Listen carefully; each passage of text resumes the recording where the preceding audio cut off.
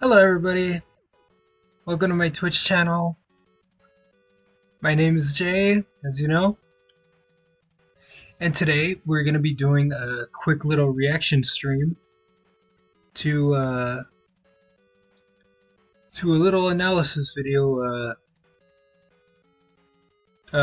Actually, a friend of mine actually made. Like I'm actually in contact with this person. He goes by the name of MV or Mr. Vector, as you guys know, or don't know. I'm not sure how many of you are aware of this person, but he does pretty cool MOP pony analysis videos at the moment, as well as some very suggestive Starlight arts, if I do say so. Hehehe. But let me make sure if my chat is working.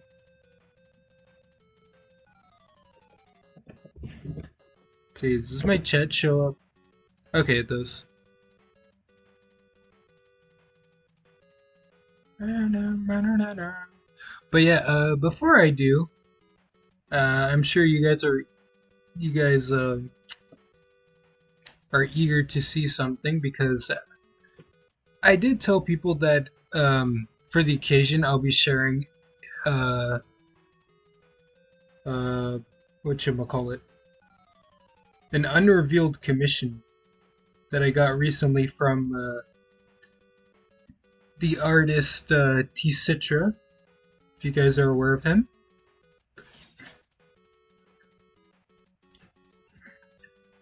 He's a pretty big name in the MLP size community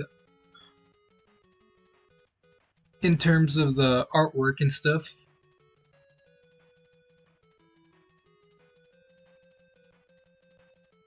Let me just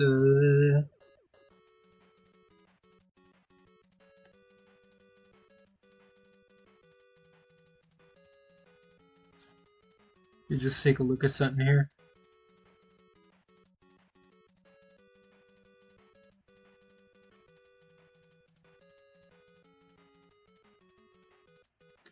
Hello, Vanilla.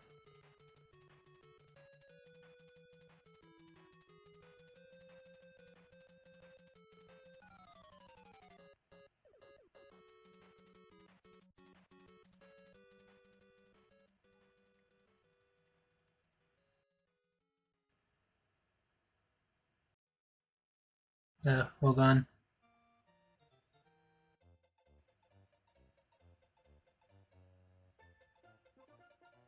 Why is my thing like this?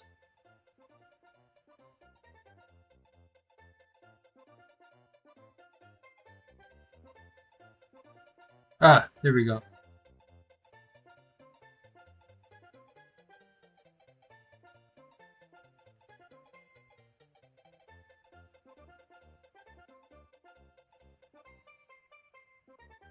Let me just delete my message here. Oh, whoops! I didn't mean to do that.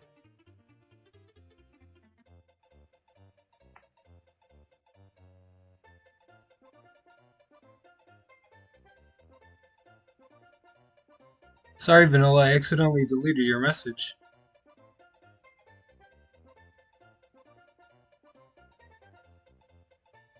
But yeah, I'm sure you guys are ready to see this. Let me just pause the music here.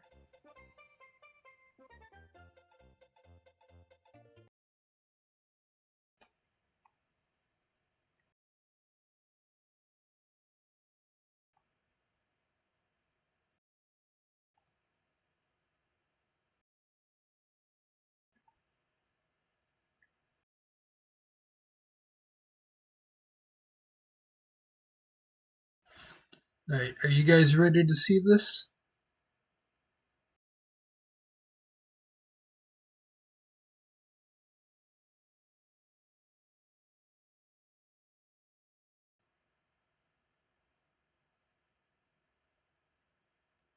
Yeah, people are excited. Alright, drum roll please.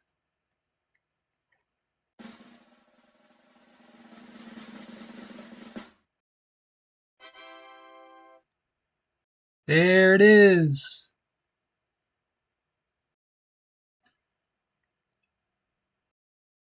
There it is. There it is. What do you guys think? Eh, come on.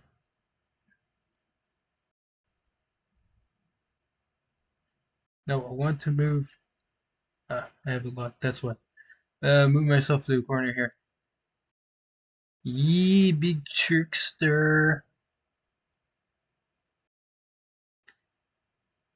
She has me trapped in her little diamond thing.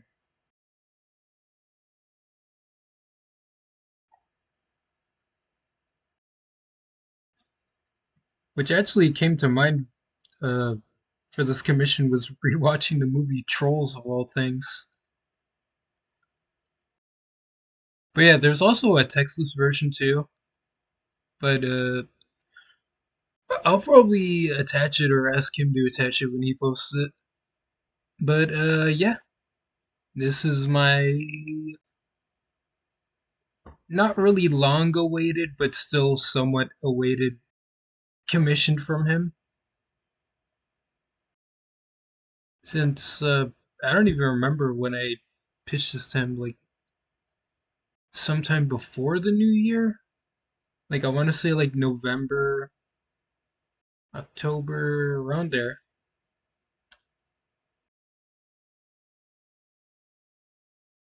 But yeah, I'm glad you guys like it. So without further ado, I mentioned that I'm going to be reacting to, right, doing a quick little reaction to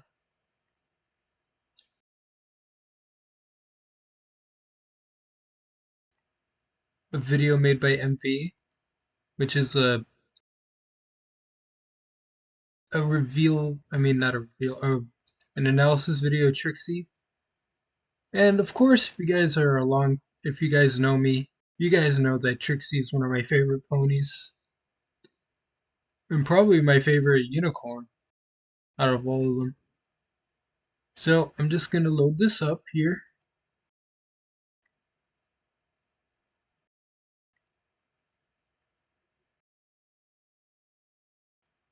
And without further ado, let's see what Mr. Vector has to say about Trixie.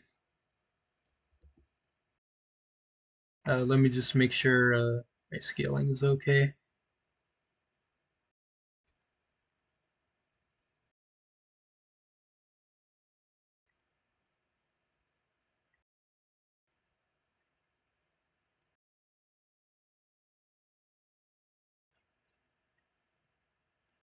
Alright, hopefully that's good. If I need to be a bit smaller, you guys can let me know. At least I just want to make sure that you guys can see the video. But yeah, without further ado, let's get this started. So in 3, 2, 1, This video, we're back.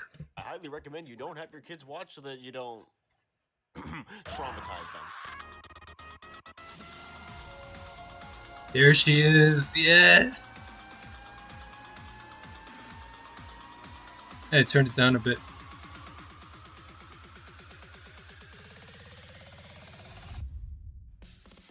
The great and powerful Trixie Lulamoon. Hey. A reformed chill homie, a girl with narcissism issues, a not so talented but possibly actually powerful girl, a sage magician from the ye olden days of seasoned Faust, the master of dumb silly noises herself, Starlight submissive bottom next to Sunburst, face of the best worst What? website known to humankind, and also the most abused character in this cartoon. No. Any of that, however. She is on the list of some of my top 6 most favorite characters in this cartoon show. Hey, Fluttershy's on there. And so is Pip. For little Timmy Turners. And I'm telling y'all, as potentially fraudulent as she might be, she is as great and powerful and goated as she lets on. Now you motherfuckers, Yeah. sit your asses down. Grab your Trixie Oh, Jesus. Trixie plushies, because today we're going to go over how cool and hilarious and abused she is for as long as my human brain can take this much editing in one pony video. Don't call 911. I am perfectly stable and healthy. And with that out of the way, let's start how we did. Yeah, exactly. I could only imagine like how ambitious these types of videos must take. Like all the effort that goes into making like something like this, which is why I almost like ask like I'm like If anyone knows how to like do like video editing like this, like DM me. Those will probably be so fun to make. Like I would actually pay someone to help me do videos like this. The last episode of the Brain Rot Saga. For design.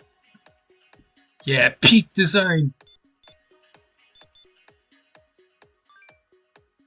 Oh my god, that's awesome. He did it like a little Sonic save Put up your state. hands. How many of you have looked at one singular Trixie screenshot and thought, damn, this little blueberry pretty as fuck? If you raised your hand, beautiful, because you are absolutely right. If you didn't raise your hand, then know that I am watching you through your walls and I am sending Trixie herself to come out of the nearest air vent with the sharpest object. I have this suspicious feeling. Nah, she can't do that. This blue demon already lives in my house. That Lord Faust must have managed to find the genie from Aladdin and used a wish to give her the power to make the most pretty and adorable character designs of humankind, and the wish was so powerful that it used up all 3. And after making 5 of the main cast, she exerted the highest of the power that remained to make 2 character designs. First one being world's glossiest marshmallow, second one being the great and powerful dumbass. With her purple eyes, sleek and wavy Hey, don't call her hair, dumbass. tail, and a baby blue coat, along with the cape and hat that's filled to the brim with stars, enough to show off how magical she portrays herself to be. And then her eyes. Okay. Yeah. It's real interesting with her eyes. No matter where they from, them eyes are pretty as hell. But for some Oh, is it gonna bring up the how like in season 1 it was like one white thing in her eye, and then later on it would be two white things in her eyes? reason, her season 1 design has her eyes be one reflection like most Yeah. aliens and very few bears, along with outward eyelashes unlike any mare model. Then her season 6 finale and onward design has her eye shines and eyelashes look like the typical mare model. This, and the fact that Lauren originally planned Trixie to be a male, has led to the headcanon of Trixie being transgender. An opinion from yours truly? I'm no believer of that headcanon, as that's just not enough for me. The show's art style and character models have changed a good amount over the years. But I do see how people can come up with that, and I think it's definitely a fun headcanon. And hell, I'm sure that might mean Trixie could be into CBT, who knows? Where was I? Oh shit, right, yeah. It's because of these design choices for Trixie that feels like every single shot of her has to have her be the prettiest girl in the room, unless Starlight Glimmer is on screen, and is enough to make me feel like I'm going to fucking lose my blood supply. Why is she hot? What the fuck kind Why of is she hot? ingredients are we all cooking with? It's like God spilled a whole container of holy water and chemical X while making her. She is also one of the ponies who looks irrationally smug as hell when they do go smug. Whenever she is smug, she looks like she's asking you to try to punch her in the face. But because she is Oh a god. with a face squishier than a yoga ball, doing that will only make your fist bounce right off where you'll hit yourself. Her smug faces are the epitome of the most "nah, I'd win" expressions ever. Like, quit that smiling, you stupid teacup cocaine addicted ass nigga. This is complimented by the wonderful voice of Kathleen Barr, well known for her roles of parasitic mother, resident dork hater, mother of block ninja, physics obliterating sweet fruit, and fucking mother pingas herself. And what Kathleen does as Trixie is enough to make the pwn sound as extravagant and cocky as possible, and also the silliest motherfucker on the planet. But we also need to talk about her goofy, funny faces. Now I don't. So I actually tell people all the time when he was mentioning about the smoke faces, I'm like, listen, no matter what I commission, like you guys have to include that smile. Like I feel like it's for me, it's like illegal to not have her look like that in my commissions. Just like play that Sonic clip where it's like it's now illegal. I think she's as crazy as face making as the queens of funny shitpost faces themselves, Dashy Skittles and Glimmy Glamorous, iconic for seeing all or hating uncultured people. However, I would like to mention that whenever she goes face mode, she either looks like she just blown up the nearest nursing home and enjoyed it, or looks like that she's going to break your pelvis with a sledgehammer. Like this. Oh When Jesus. it comes to looks, feels like she just came out of an ultra rare mystery chest that you'd find from the black market, and you just pray to the box gods. Give me the prettiest fictional character that could look like the smuggiest star, yet also the stupidest fucking moron ever conceived, and then Trixie Lulamoon just jumps out of it and kills you. Alright. Nah, she just came to my house from an eBay auction. That's enough about her looks. Let's get into one of the next best things about her personality.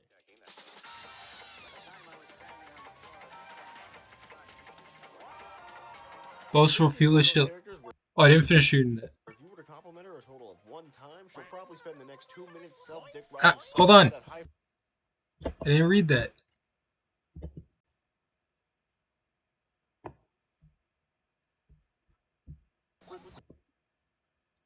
Compliment her. Boastful, foolish, is dependable, and respectful. Okay. Trixie is one of those characters where if you were to compliment her a total of 1 time, she'll probably spend the next 2 minutes self-dick riding so bad at high frequency that she twists her own dick that she is riding, enough to look as if one had witnessed a failed bottom surgery. Trixie has her come off as one of sheer, pure, maximum overloading levels of cocky narcissism. Her narcissism is so crazy that it makes anybody with a god complex either tremble in fear or smile at the sight of a finally worthy opponent. When the moment calls for it, she will not pass up the opportunity to talk about how much of a majestic and godly magic mare she is. The very first episode she appears in is straight up titled Boastbusters, and she doesn't cease a moment to talk about how amazing she is as she performs a trick, Alakadazam, go gadget smite this nigga now. And then the audience would applaud, continuing the bootlicking session. With how much she likes to call herself the great and powerful Trixie, I believe she was definitely the kid who'd play Undertale after coming home from school, while her favorite character was definitely the great Superfont. Trixie's that kind of girl who would start flaunting if she caught you looking at her once and would go, "Yeah, I'm hot, and you're not. Sucks to be you." For Kit, Peak voice acting, let's go! annoying as the scratches of a chalkboard. But me now, as a foolish 20-year-old young man, finds this incredibly entertaining and silly. And I want Yeah, I feel like I'm like that too. Like, I used to hate characters like this, but now I love them so much. Like, I just find it so funny. to go back in time to slap that little nigga in the face. Speaking of sillies, Trixie is the epitome of silliness incarnate that's enough to make anybody feel like they just experienced a cocaine overdose and a heroin withdrawal at the exact same frame. It's like, damn, dog, are teacups that exciting to you? And another thing about the narcissistic and yapping Trixie is the fact that she's also incredibly goddamn stupid. Trixie will be the one to start fires at a Home Depot after accidentally applying for a position there and will come out confused about what just happened. Starlight is out here giving pretty clear signals to Trixie that she gotta stop being a hobo ass if she wants to be the vice head mayor of the school, but instead she just goes like, "Oh, I see you really want me at this position all along, don't you, Glim Glams? We ain't attending a boring trip where you actually touch grass." And then summons a whole tree from the swamp and makes a mess of the place. And after that, she's still going, "Starlight, I don't understand why you're angry at me, bro." It's like, damn, you need a brain transplant? This mayor radiates foolishness, and I find that incredibly funny. But similar to Glimmer, she also shares a core trait that helps the two of them get along as well as they do. It is their regret towards their past deeds. While she doesn't express nearly the amount of sheer self-hate that Glimmer has, she does face a good amount of regret for her own actions.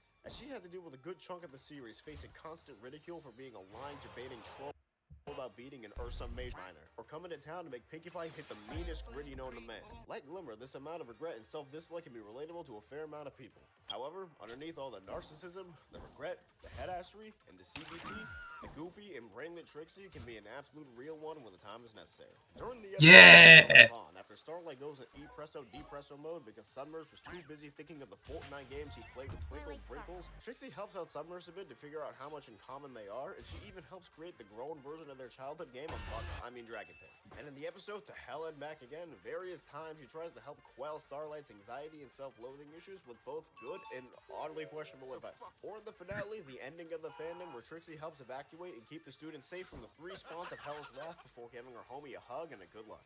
Aww. These can make Trixie be a respectable figure to most, even despite the constant self-praise meat writing that they show off to many. This mofo, the and gum-swallowing Trixie, feels like that dude who would either be hilarious as hell or downright stupid as hell to his own detriment, but when they a real nigga, they an absolute real nigga. And I find that shit as sweet as a pink starburst. Alright, now with the boastful and regretful Trixie's personality out of the way, let's get into the real meat of Trixie Lulamoon. Her character. Oh, Jesus. Alright. Yeah, I know people like to send me meat of her. My good people, this character is where things get interesting when it comes to reformed villains. As I made myself clear before, Starlight was a character who became an antagonist as a result of ideals that came after losing a childhood real homie, and after a stranger came to just randomly ruin her day. Trixie, on the other hand, became an antagonist because she was no cap treated like dog water.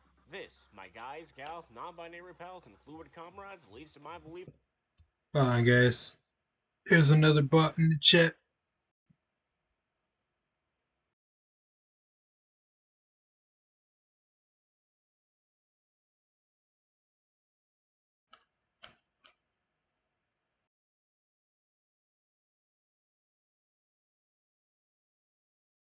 That's not nice.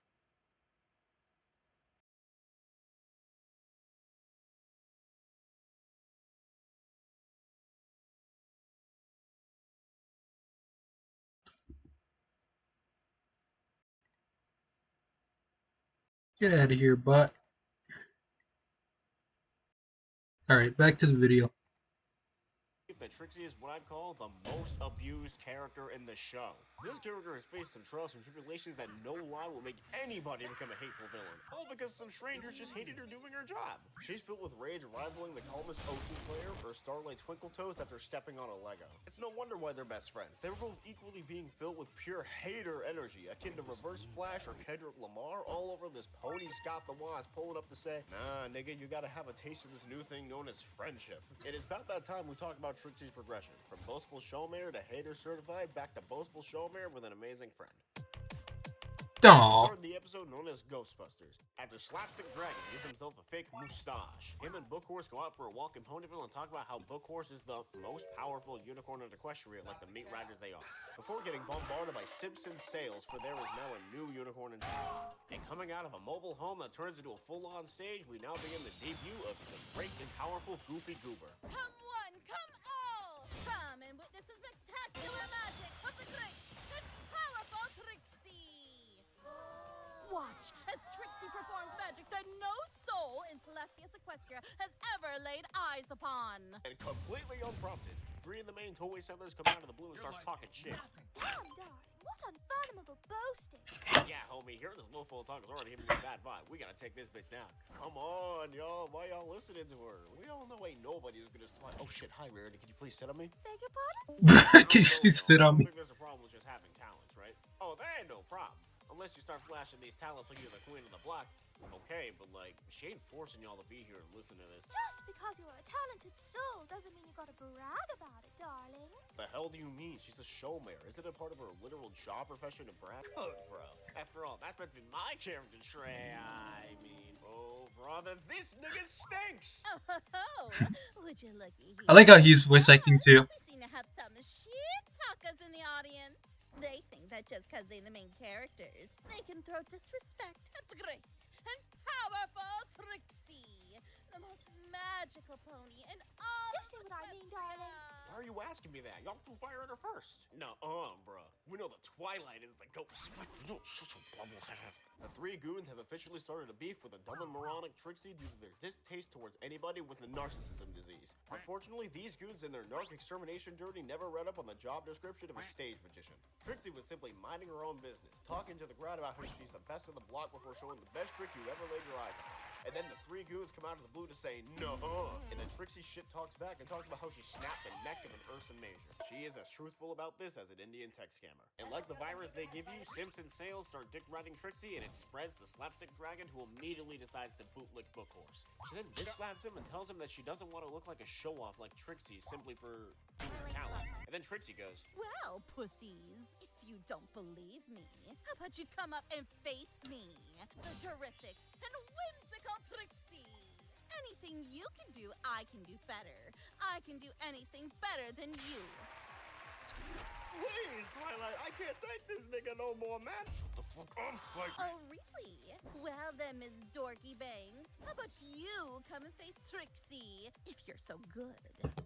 And then they kiss. They've had literally zero input in this whole beef. Stand back, Twilight. It's time I become the main character in this show today. Can your pansy-wansy little magic do this? Oh no.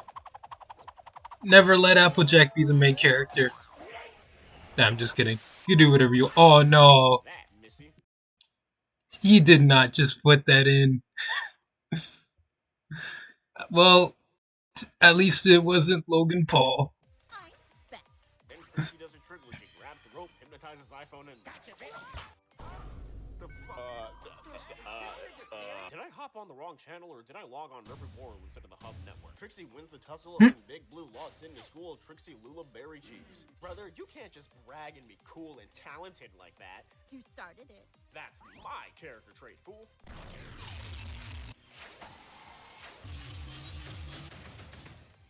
Your best record.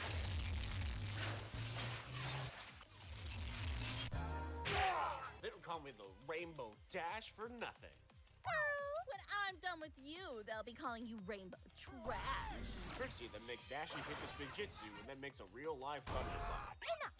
Every one of you. I get your hint, but Rarity is above this foolishness.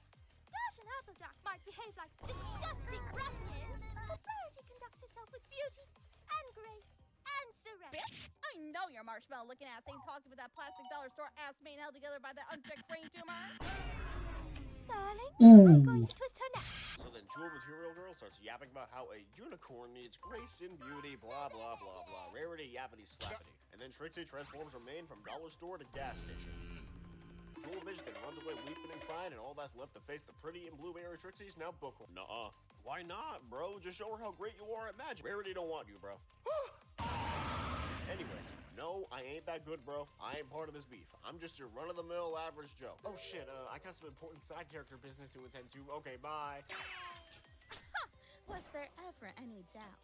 This whole scene has effectively shown Trixie at her most boastful and prideful, yet has also effectively shown how the main toy sellers were willing to completely school her, and entirely out of the blue and unwarranted. First second of being around had her show off once, and the main cast going, Christ, you are extremely fucking selfish, die. Eventually, during column hours, Trixie gets literally served an ass plate by simps and sales. You disgusting simps! If you don't get your ass out of Trixie's face, they'll be adding child murder to her charges. Be Oh, God. gone. And after the two bootlickers escape an invitation to see God, Slapstick makes a horrible mistake.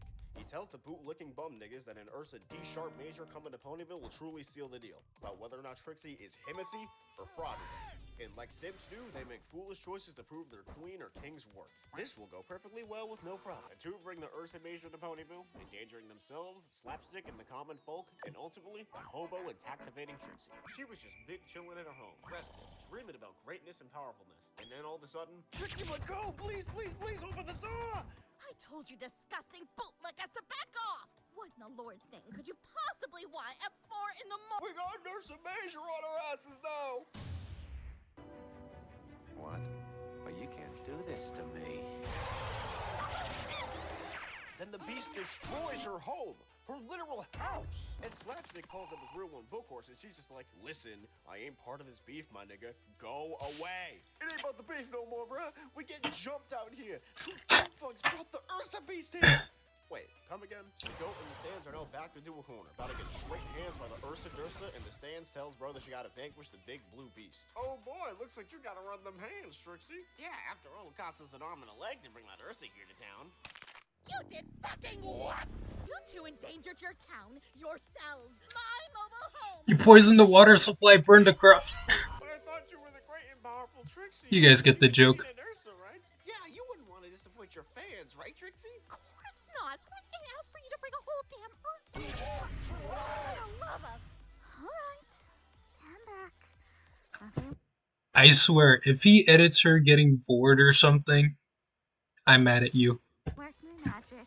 So Trixie very pitifully attempts to vanquish the Ursa Major through a ceiling fan's best friend and the second lightning bolt that killed a Swift. But entirely under pressure after two goofy goobers surprised her in the middle of the night, as well as backseat gaming. Book Horse and Slapstick Dragon rushes out to see the trouble, and then they find the stands and the fraudulent and homeless Trixie backed into a corner once again for them to go, yeah, we got a threatening, scary beast of the night that can snap all of our necks, but it was all for a good cause. After all, the great and powerful Trixie will vanquish the enemy. I'm cooked, dog. I can't do it.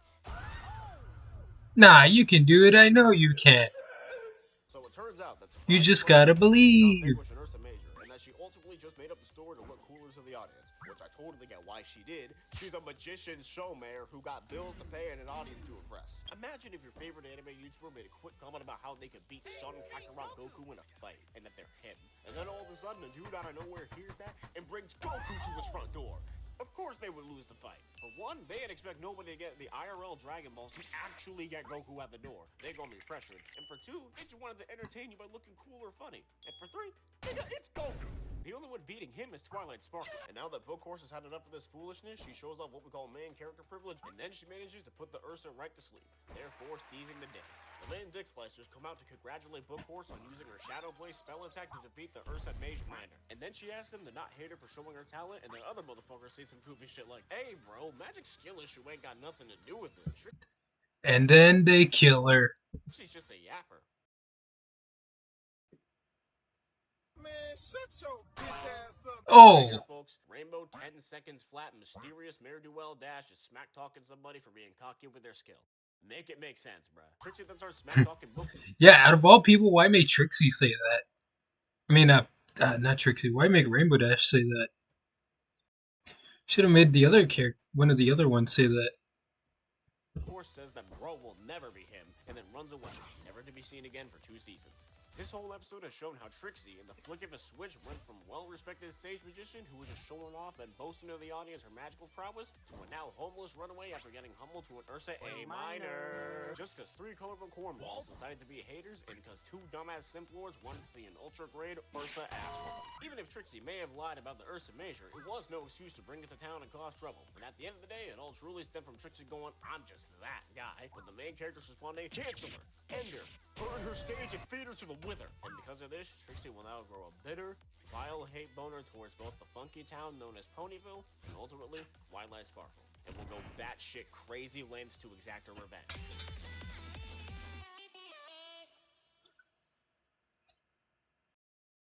After the events of the Grand Galloping Disaster Pass, the comeback king Phoenix Wright falls into a crushria and solves a murder trial. After this murder trial, Phoenix gives Trixie the small loan of 70k bits he's earned for her to spend on her now casual Detroit neighborhood wagon. Trixie then goes, the guy I just lost to in a trial gave me an above average college tuition sum of money. I should use this money for productive and useful means that will help me live a successful and happier life. Bookhorse and Buttermare have a fun and totally not anxiety. Low key, that episode does start off as a creepypasta. Or like feels. Inducing session of frisbee, and Buttermare's animals are the frisbee. Big Blue then gives Bookhorse a trip to the emergency room and goes, "Drive, bro, please, get to town, it's an emergency!" The poor and pitiful Trixie has came back to Ponytown. God damn it. Freaking Ponytown. Now I know someone who's gonna make this motto in Ponytown just to troll me. And she immediately starts rocking people's shit. She forces Jewel Marsh to wear a dollar store fit, hits Big Blue's wing with a transform tool, downright murders Sips and Sails, and starts fucking bawling the slapstick dragon. Oh god. Of course, and seeing this wackiness unfold goes, "Bro." MV, please don't put that one edit that someone made of the magic duel where, what was it? It was like of Trixie and Twilight kissing. Why do I have a feeling that's gonna be shown? What's your damage? What did I do to you? The fuck do you mean, what did I do? You're the reason why I could barely eat! As it turns out, after the events of the both Blue Ball Busters, Trixie was ostracized, her wagon was vandalized, and right when her magician career wasn't making any more bank, she had to work at a rock farm just to make ends meet, which is messed up. God forbid you exaggerate shit just to look cool. Don't fuck with Ponyville. Then Cotton Cushion comes out of nowhere to start shit-talking despite appearing for only a single second last episode. Then Trixie clicked on her mouth and threw it into fame and misfortune. Then Cushion dies of asphyxiation and Trixie gets executed. And after constant trolling from Trixie the Pony Troll, Bookhorse finally caves in and has a magic duel with an overpowered and hate-filled Trixie. And after injuring an old man and a baby twice, Trixie has officially won the magic duel. And as street rules say, both booklets will be thrown out of the crib. Bookhorse goes, "Don't worry, y'all. I always come back. Just be sure to keep an eye on the angry hobo. Why didn't he put the Five Nights at Freddy's clip? Hate is getting too crazy." Bookhorse then ventures into the great unknown to figure out a way to defeat Trixie. Ponyville will now proceed to get straight hands, because the tyrannical and powerful Trixie-moon does everything to make herself the new queen of the hood. Keep working, Dinkleberg, and don't forget to polish my statue. Takes over the mayor's position, cycles Cotton Cushion through every Fortnite emote, puts iPhone through the tickle tag, and forces Jewel Marshmallow to go through a common Japanese animation work environment. I've been animating every shot of this Demon Slayer episode 24/7 and not the slightest of sleep, and I still can't even afford to eat! And Trixie even forces the 2 bootlicking musketeers to try to flow to the end of the Ponyville border, while whipping them. She's become nothing but a pure menace in this town. As it looks, Trixie has gone mad with power. Not only due to the hate that she likely has for this town, but also to the hate towards Bookmare and her gang. Said gang, on their desperation, searches endlessly through Scott Bawaz's library of retro games and finds on something terrible. But all of this hate from Trixie has been amplified due to the Alicorn Amulet's ability to corrupt even the nicest of SpongeBob's out there. That, and it also cannot be taken off by anybody but the user. So, good luck, Hasbro's Big Man Gullico. Pause. Quick side note, I am personally not a fan of the common take that Trixie has done nothing wrong because of her use of the Alicorn Amulet in this episode. Because snagging the Alicorn Amulet was still absolutely her idea and her choice, and she still actively went back to Ponyville for the sake of revenge.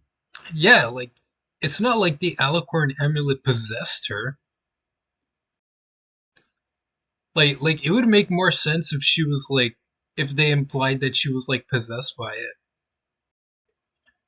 Because it does seem like she's still aware of her doings. But what do I know about the powers of the Alicorn Amulet? I'm not in this show. They just need to explain the lore better. The Alicorn Amulet made things get further out of hand, but it was still her choice to come back and fuck around. Yeah, exactly. Create a plan to have Buttermare warn Bookhorse by having her sneak into the ever-free Northwest. And after getting past the large crowds of schizophrenic pony fans, the two finally meet. Buttermare and Bookhorse then make a plan to defeat Trixie, and they return to Ponyville and gets her to open the Rocket League dome by appealing to one of Trixie's biggest qualities, her fragile and ant-durable ego. And now we finally come to their magic duel, round 2. All right, Twilight Snarkle. You ready to square up?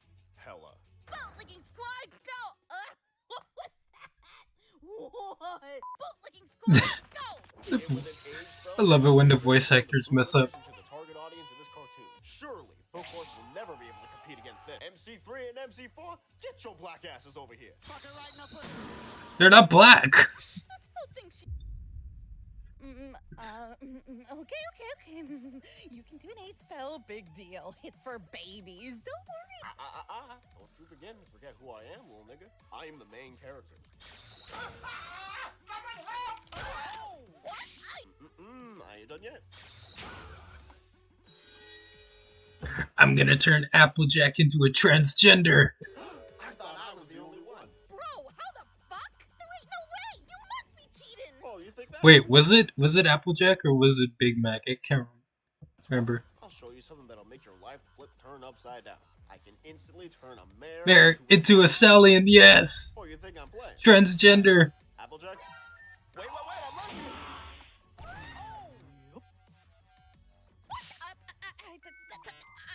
I spent all that hard-earned money on a bottom surgery and expensive-ass hormone potions, and you can just do that? Hormone potions, oh Jesus. Hey man, not my fault you went up and down the meta. Hey!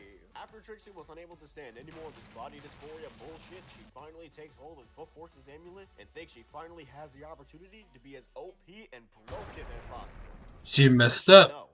Mine now, pussy. I don't need that weak-ass amulet now. I'm gonna knock you out. Stop, that tickles. What the fuck is that? Turns out that ultra-powerful amulet from God was no more than a wig roll Dorsa. And that Bookhorse dead-ass took a page out of Trixie's book and did some illusionist schemes to show off to Trixie how she is the ultimately weaker, omega-powerful unicorn. Bro beat Trixie at her own game just by copying her whole fucking flow, word for word, bar for bar. Trixie then gets jumped by the rest of Ponyville. Trixie then backs into her corner after having lost a book-like spark marks yet again. After attempting to murder Buttermare's animal friend and misses, Trixie becomes a little earnest and apologizes for treating every pony in town so horribly. Blunt learned that she was not built for the corrupting power that was the Alicorn damage buff and wholeheartedly admits that. And all Twilight has to say is, fine. Apology accepted. Why not? Trixie has officially won the approval for the reformed character placement. And the very first thing she does is brag and show off her newfound amazing YouTube apology skills. Twilight just smiles, then Trixie runs off. Hopefully to continue her showbiz that will totally, 100% and much happier now that she's hit the reformed character placement. And then Twilight shoots her. No! So, we've officially gone through Trixie's extravagant yet fraudulent first outing and her return to cause chaos and disharmony better than Fraudcore ever could. In her moment to become as what we like to call a reformed chill homie. However though, we're not done yet, as while Trixie is now on the reform side, the sheer shit she'll get will not cease just yet. And in order to cover her final bout of shit before her new shine of light, we'll need to go back to some familiar territory. And if y'all recall the last episode of a totally objective analysis, y'all know exactly where I'm going with this. Let's roll. A long time passes after the events of Magic Duel. Twice now a marketable toy, the world has just faced two incredibly... A long time ago in Bethlehem. Poking Glimmy in a round table of cornballs. Not a main character though, don't get it twisted now. And in the midst of all this, even if Trixie went reformed, she still went back to the worst point of her career. Weave mastered for tomatoes, side eyes from civilians, pipe bombs sent to her mailbox, and so on and so forth. And because of all this, when she does come around, she goes around to have a relaxing spa hour to de-stress. Meanwhile, Glim Glam Glimmer Gibberty Jammers is having the reformed character guilt disease. And then she goes to have the exact same spa to calm her nerves. And the two of them are just like, man, you ever have just one of those days, bruh? Every day's one of those days when you're me. Damn. You also feel like folks are judging you for your hater arc? I've become a master at dodging sniper shots because of it. Troubling times out here, bro. Whoa. Senpai Twilight, I think I finally found the answer to your assignment. I found my girlfriend. Senpai who? Nothing. Lemmy, in the heat of excitement, runs home to her big sister book course, and then she's just like, Twi, I finally got a new homie. Huh, good. Took you long enough, little bro. I thought you were gonna start crying or something. She's great. Great. She's powerful. Wait, what? She's Not John Cena, bitch. What the fuck? The two yet again have a standoff. And as Glimster Lambs is confused about the energy switch, Book Horse is still negative feeling about Trixie after the previous encounter has always been a negative one. Trixie doesn't have the moment, however, as she is still holding on to her own vitriol towards Lead Horse and still tries to push her buttons even after long being forgiven. Yes, even after all is said and done, it's hard to let go of the hate. Crazy work. Trixie decided to come back to Ponyville, which, after all that shit, I don't even know why you choose to step one Pinkie Pie toe in this place. For one big reason. A new stage show. After Book Horse almost forgets why she forgave Lemmy in the first place, the two head out to the streets, and Trixie's parting gift is a damn soul. She belonged to the streets. What a fucking narcissist. And a talented narcissist, nonetheless. As we move on to the pole dancing I wonder if that's a real post. Wait, Oh, what right. happened? As we move to the magic show stage, we see that Ponyville civilians For a second, you scared me for a minute. For a second, I thought my computer crashed. look and still hold resentment against Trixie due to the events of Ghostbusters and Magic Duel, which makes Trixie go depressed as horse mode. And she admits to Glimmy that she knows that Twilight is right. Regardless of the head assery of the main cast in Ponyville, she did decide to actively come back and cause harm, which, like Glimmy, got out of control really fast. Brother was not a good guy, but Glimmy's just like, nah, brother, I get you, 100%. I ain't leaving you. You're legit the only person I've met that actually gets how I feel. Thanks. And after some more tomfoolery with Book Horse and more bonding with the Glimmer Glamours, the two decide to plan the washed and fraudulent Trixie's most dangerous stage magician trick ever conceived in mankind. The Manticore Mouth Deep Throating.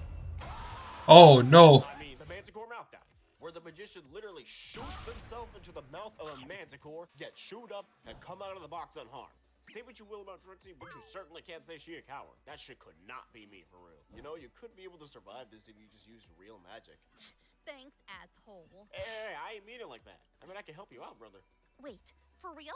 Yeah, this magic shit is my lifestyle, man. And Glimmy agrees to help Trixie out by TPing her out of the Manticore before she become a fertilizer. And Trixie becomes incredibly ecstatic until Glimmy realizes that she can't help her because she has a dinner with the princess to go to. And if she doesn't go, Senpai Book Horse Sparkle will send her to the belt-ripping gulag.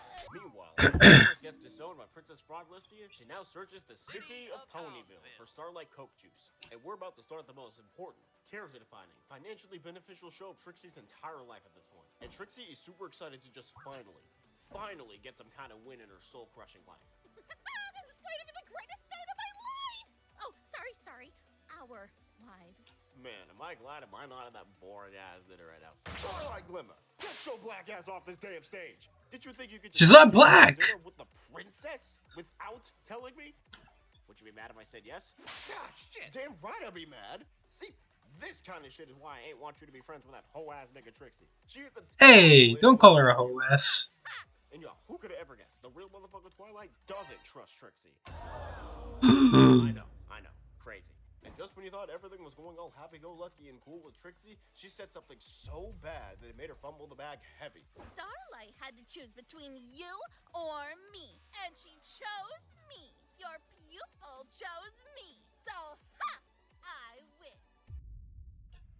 Bro, you win? That sounds like you just made friends with me to beat Twilight. Exactly.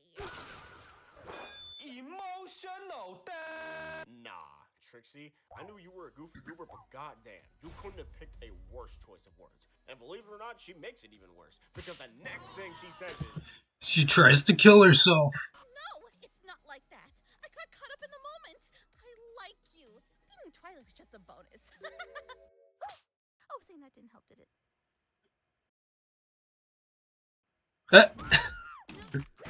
no shit, it didn't help. You just made I remember I was telling him that like I have the actual Trixie plush where like it has like the hat and robe and everything, as well as like the smugger face, and I'm like, yo, I wish we could just trade plushies. I know you'd appreciate this one better.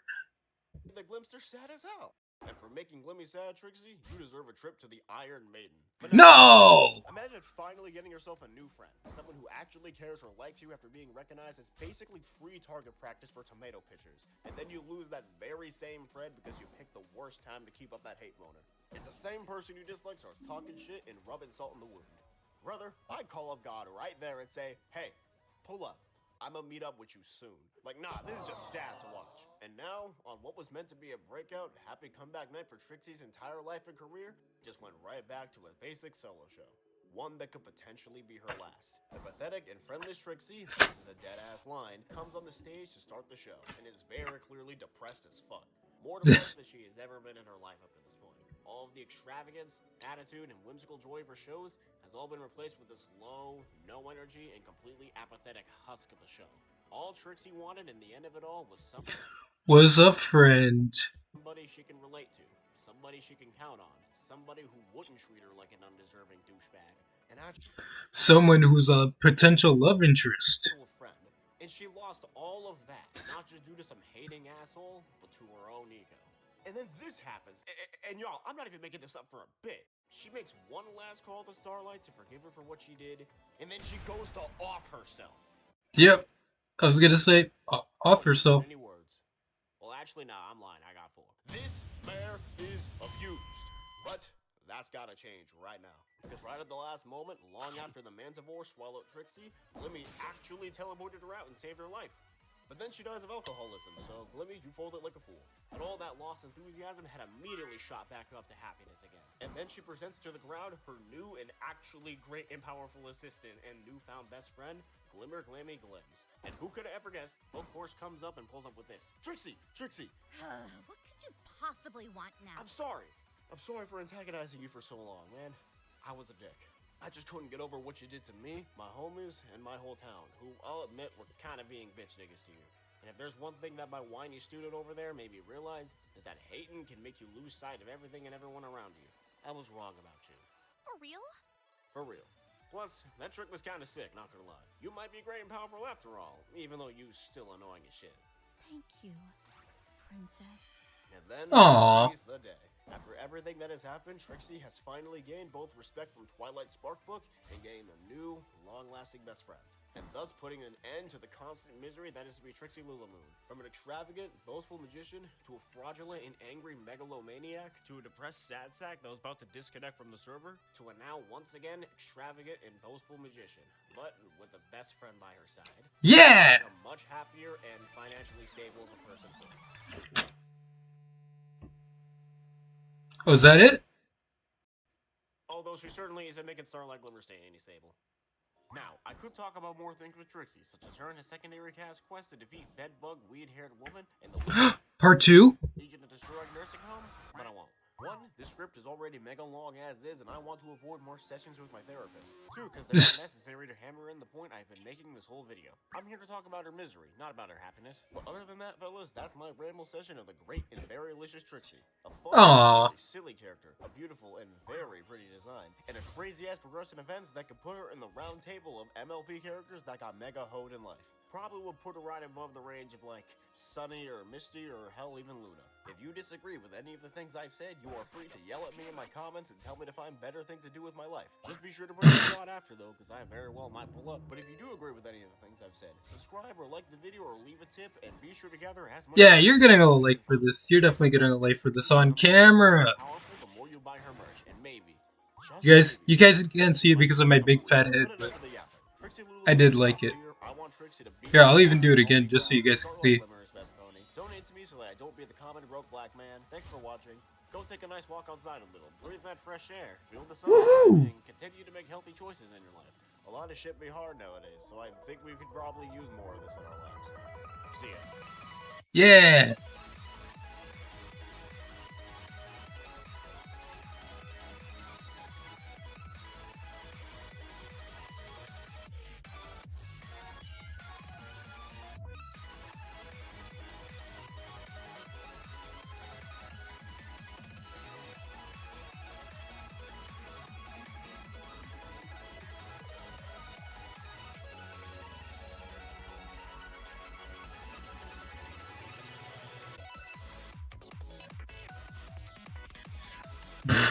Massive thank you for watching this dumb thing.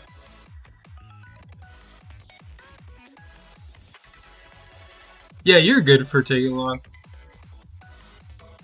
I know you wanted this to be as great as possible.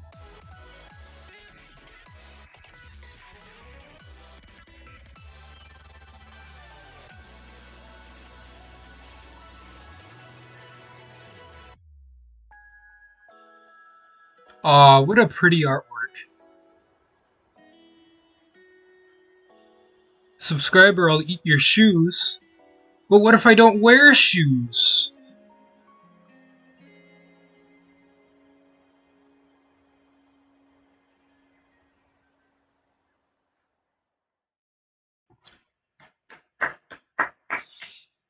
MV, that was great. That was great. Turn off this for now.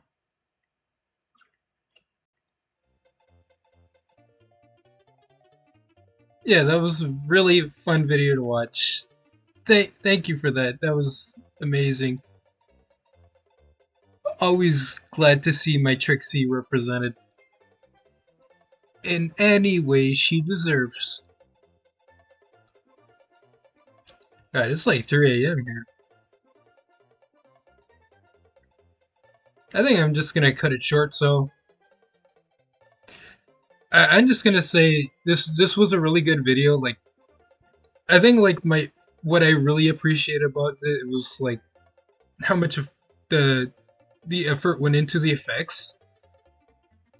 Like, I think so far my favorite was like the file select thing you did at the intro. Like, that was really well done.